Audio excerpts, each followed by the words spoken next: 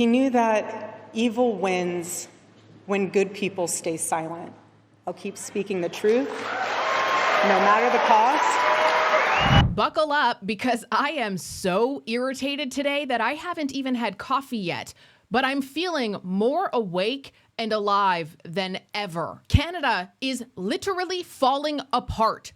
We have cities claimed, we talked about Kamloops in yesterday's episode, historic deficits, investors gone, and the media is over here screeching about, oh, but Pierre Poilievre is really mean. There are so many lies here to debunk today, and we're gonna do all of that together. I'm Jasmine Lane. Subscribe, like, follow, and comment your thoughts down below. Share this video as well. And this video today may be a little bit frustrating to get through, but I really encourage you to watch it until the end, because it is so important that you study evil. It is so important that you study your enemy so that you know what you're up against and how to combat it. And we're going to be talking about that today, discussing the budget, discussing floor crossers, and of course, Erika Kirk's speech that she gave last night, that it was just such an awakening that so many of us need right now. The world is more dangerous and more divided, and the United States has fundamentally changed its approach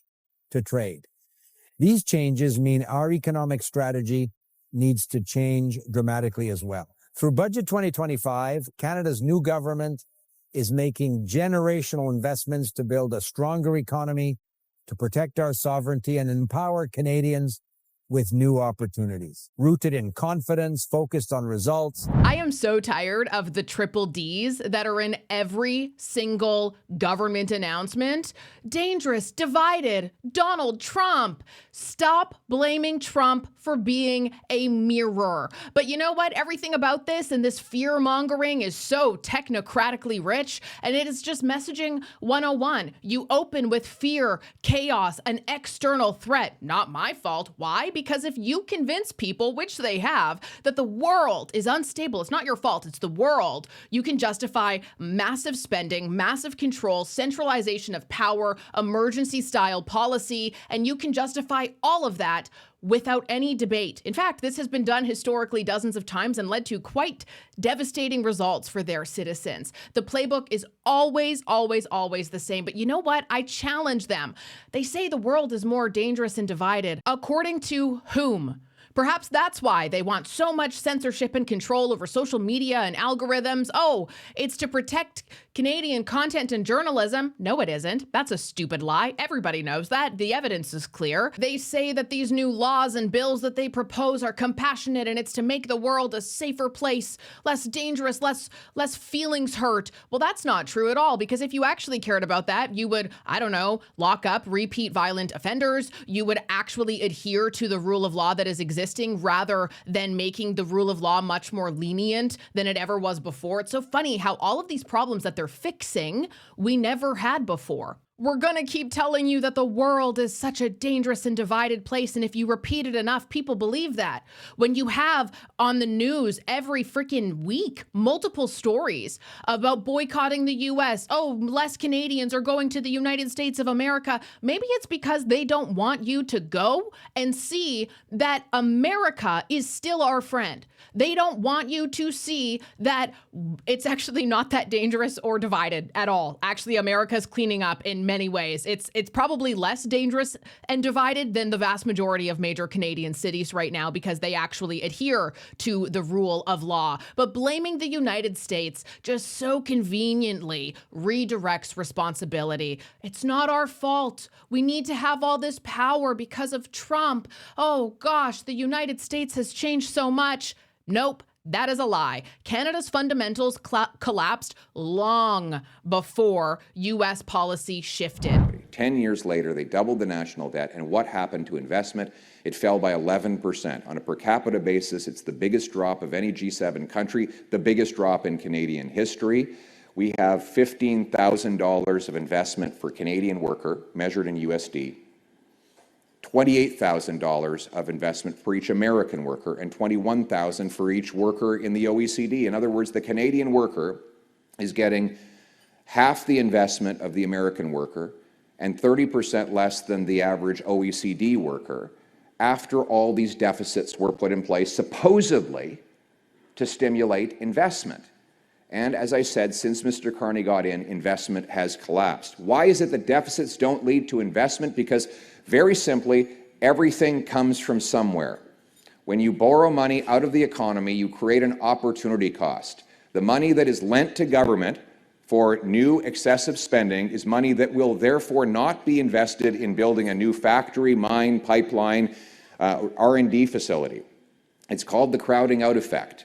And we saw it most prominently in Israel when they had huge deficits in the 1990s and investors could just sit back and buy bonds and get 6% with almost no risk. When the government reversed the policy, balanced its budget, the investors had to invest in productive enterprises, so they created the startup nation, the most technologically advanced nation on planet Earth. And now they have more companies on the NASDAQ than all European countries combined, even though Europe has 75 times as many people. In other words, paying down debt, balancing budgets actually requires investors to put their money to productive uses. If you allow huge deficits, all you do is cause malinvestment. You borrow the money out of this part of the economy, the productive side, and you spend it into this side of the economy, the unproductive governmental side. We don't need to redistribute more capital from private sector to government. We already have too much government as it is. We need a bigger, more robust, free enterprise business sector in this country. And that's what a balanced budget allows. We have the lowest productivity in the G7. That has nothing to do with Donald Trump. We have investment fleeing our country. We have years of regulatory strangulation. We have 0 major infrastructure units built in over a decade. And when I say that, I'm not referring to like a new EV plant or LNG Canada, which is doing some things. I'm referring to ways that we could actually diversify our trade to other nations across the sea. None of that has been built. That's why we don't do it. And it hasn't been built because of them and their ideological policies and drivers. Capital spending is down even during zero-rate years. And so to treat America like some moody ex is absurd because it actually is us. We did this to ourselves. That's the problem. And the only thing that liberals are mad about is that their people are waking up and talking about it, and other countries are noticing and talking about it. And so why is the private sector not investing? Because our country is becoming increasingly uninvestable, with the second slowest building permits anywhere in the OECD, the countless obstacles to getting anything approved or done, and then the extremely high taxes, 50+% tax on our most successful people, very high taxes on energy, as I said, home building, on investment and work. That dissuades investment in our country. So my approach is very different than Mr. Carney's. His view is that we need more corporate welfare programs. So he punishes businesses with red tape and high taxes. Then he wants to create new government programs to subsidize those same businesses. So he blocks the business, then subsidizes the business. My view is, let's do neither. Let's stop blocking our entrepreneurs. For example, why not get rid of the capital gains tax for any proceeds that are reinvested here in Canada?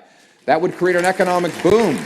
Why not have a big, broad write-off of money, profits that are reinvested in an enterprise in year one, instead of a tiny and carefully circumscribed one that is very hard to access? Why not, instead of giving out all of these new programs, why not use the money to cut taxes for all businesses? I don't know about you, but that made an awful lot of sense to me, yet somehow this is the narrative. I don't feel at home in the Conservative caucus. Why do you say that? Well, we've seen the Conservative Party move to the hard right over many months under Pierre Poilievre's leadership. And it's a shame, it's a shame to see that the Conservative Party is not what it used to be. That is so crazy that now fiscal literacy is some sort of a fringe ideology. Apparently, balancing a budget is extremist. Not wanting to bankrupt your kids makes you hard right. Wanting Canadians to afford homes is dangerous. That's what the media and the narrative is. That's what they want you to believe. Give me a freaking break here. But now it's got to be even harder for him. Well, I mean, but the big problem with this guy is that he only seems to have one message. He seems to be on one track, which is more conservative. And I remember, we all remember when Brian Mulroney went over to Stornoway soon after Poilievre won the leadership. He said, "Look, Pierre, you got to go fishing where the fish are." Yep. And the fish are in the center, where most Canadians are. And Mark Carney's got an old trawler just dragging the Grand Banks right now. And that's exactly what happened after Justin Trudeau left and Mr. Carney came on board. All of a sudden you saw big chunks of women going to the Liberal Party, seniors going to the Liberal Party, a lot of people who just felt that Mr. Poilievre was too partisan, but also too far to the right.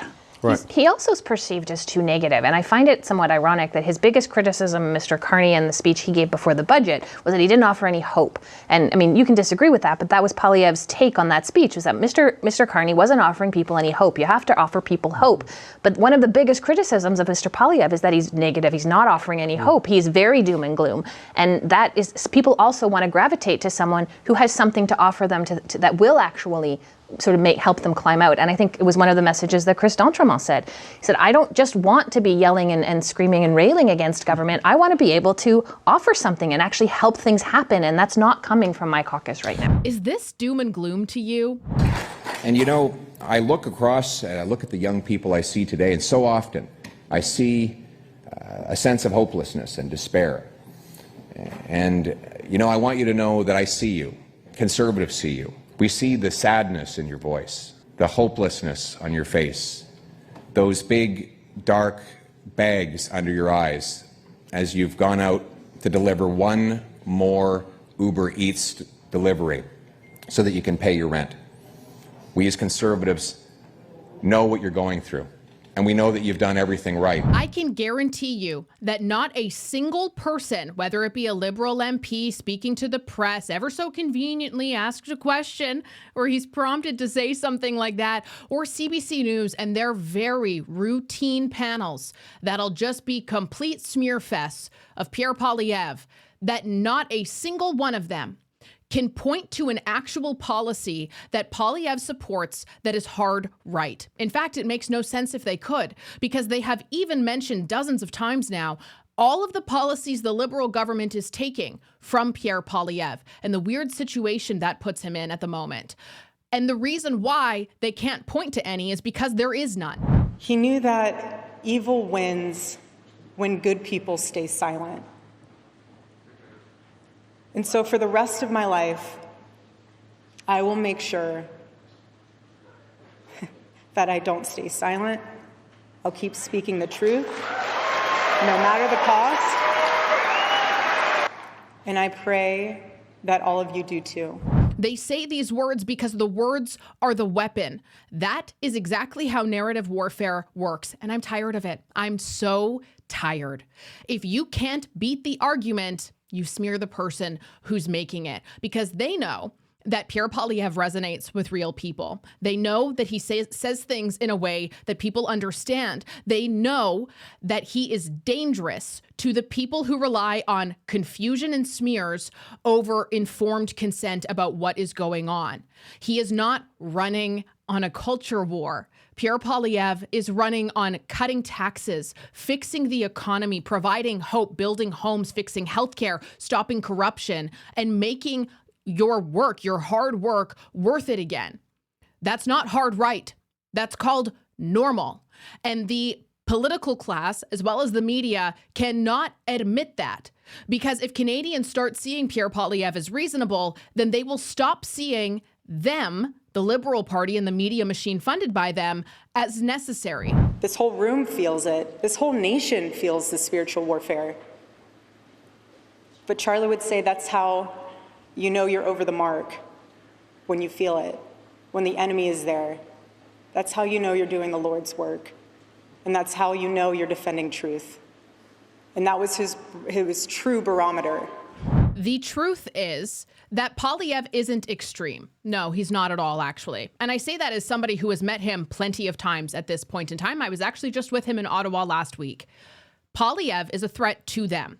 because he threatens the systems that they benefit from, the media, the bureaucracy, the activist class, and the politicians who serve them. And that is exactly why they need you to hate him, not because he's dangerous to Canadians, quite the opposite, but because he is dangerous to their power. And that is really the only story here. And it's exactly why when you have cases with Chris d'Entremont crossing the floor, not because he actually loathed Pierre Poilievre, no, he's actually been running under conservative leadership for a long time, many years, but because he wanted a speaker position and he was petty and got upset with the party, which is why everybody vilified him so much, because it was really cowardly, but he just wanted his ego to be stroked because he was a snake and the grass was cut and it exposed him.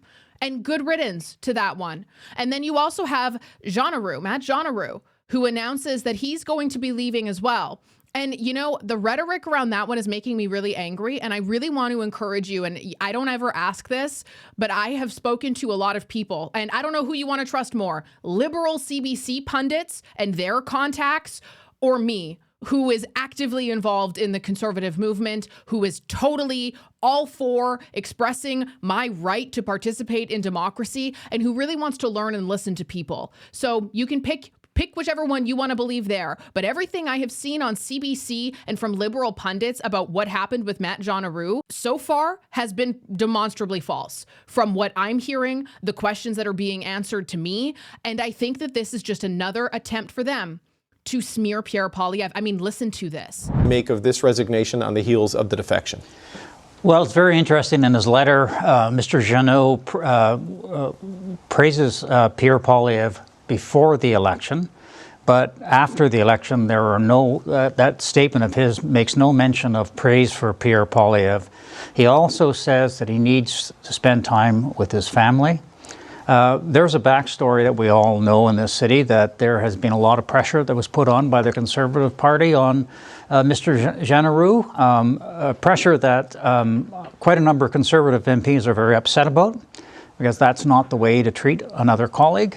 And that means who's next. And as one very senior Conservative said to me, and I'll read it right now, when Pierre Poilievre loses MPs like Jean-Auroux, you know there's big trouble brewing. Right. And there is fallout. There is going to be fallout from what happened to Mr. Jean-Auroux. When you talk about pressure to not cross the floor? Pressure to not cross the floor. To join the Liberals. So his choice was, if I'm not going to cross the floor because of unhappiness with the style of leadership of Pierre Poilievre, I can't stay in this caucus any longer because of the way I've been treated, so I'm going to resign. You know, that comment right there is based on their sources, who, if I'm not mistaken, is actually one woman in particular who is very, very far left, who frequently criticizes Pierre Poilievre, who has like 4,000 followers on X, and who is a liberal pundit, who apparently that's what her sources said. I don't know, how many people, like how many conservatives do you think are talking to people like that? People who regularly are smearing them and their party, how many do you actually think are talking to them about the intergoings on? Are they reliable? I don't know about that one. But it is interesting because Matt Jean-Auroux, first and foremost, his letter, which he issued yesterday, he literally said, I ran in the last election hopeful that Canadians would put their faith in a team led by Pierre Poilievre's Conservatives, offering a chance to change Canada's perception in our own country and around the world. I wanted desperately to play a role in that vision. So Robert Fife, I'm sorry, you say he really didn't say anything nice about Pierre Paul. Did you read the second paragraph, dude? Do you even know what you're talking about? And then he goes on in here to say that a lot of this decision has to do with his family. Fair enough. His wife, if I'm not mistaken, she's a doctor or like a really high up nurse in British Columbia. And Ottawa to British Columbia, that's pretty far, right? And so, yeah, I don't blame him for wanting to spend more time with his family. And as far as I have been told and what I have surmised is that none of this was a shock to the Conservative Party. What did happen, though, is somebody had leaked his name as resigning or wanting to leave, and then the media lit a fire under it, which kind of forced him into having to spill the beans earlier than he perhaps wanted to. But to my understanding, his intention was that this was going to be his last year. He wasn't planning on announcing that right away, but when media starts calling and says, are you leaving? Are you leaving? Are you going to cross the floor? You can't really say, no, I'm not leaving, only to hand in a resignation some 4 months later. So it put him in a really tough pickle where he didn't want to lie. And he had to be honest and say, yeah, I'm leaving. I'm going to be closer to my family. I've been in politics for a long time. You know, it just, people are people. Humans are humans. It is what it is. Does it suck for the Conservative Party to lose somebody like him? He's done an awful lot of work when it comes to men's mental health that I deeply admire him for. He's a really strong conservative, certainly. Yes, it does suck to lose him. Of course it does.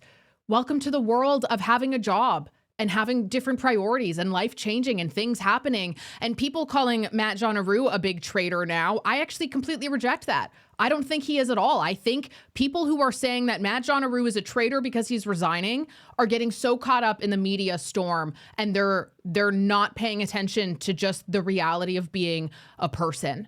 And of course they are, because listen to what CBC is going on. They had a 33-minute segment just talking crap about Pierre Poilievre over this. Didn't talk about the budget. No, just Pierre Poilievre. And Matt Jean-Aroux ended up having to issue another statement saying, I want to be clear that there was no coercion involved in my decision to resign. I consider my colleagues in the Conservative Party very close friends, and I wish them dearly, and I will miss them dearly. Since my resignation this evening, I had a great conversation with Pierre Poilievre, who wished me all the best as I do him. I ran under his leadership in hopes we could form a government that would offer hope to Canadians.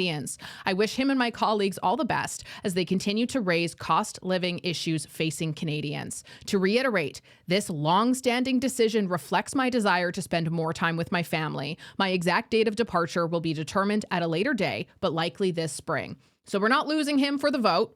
That's clear.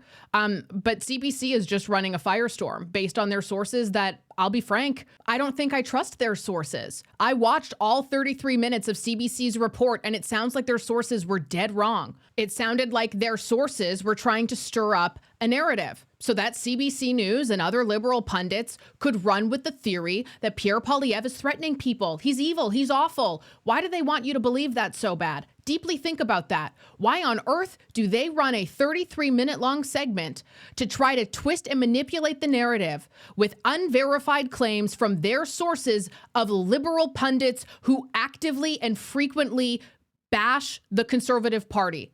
What sense does any of that make to you? And another key detail that I'll share with you is the people who I spoke to after the whole d'Entremont exit or cross, whatever, versus their reactions to Matt Jean-Aroux were starkly opposite.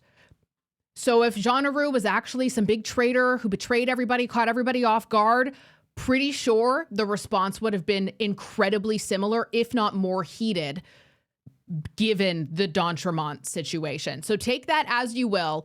I personally wish Matt very well in his future. He has a wonderful foundation. He has a beautiful wife, and good luck to him. And honestly, good luck to Conservatives, because now we have an opportunity to have a by-election in that riding and get some new young blood into this party. And I think that that's always a win. I'm Jasmine Lane. Subscribe, like, follow, and comment your thoughts down below. Share this video as well, and I will talk to you tomorrow.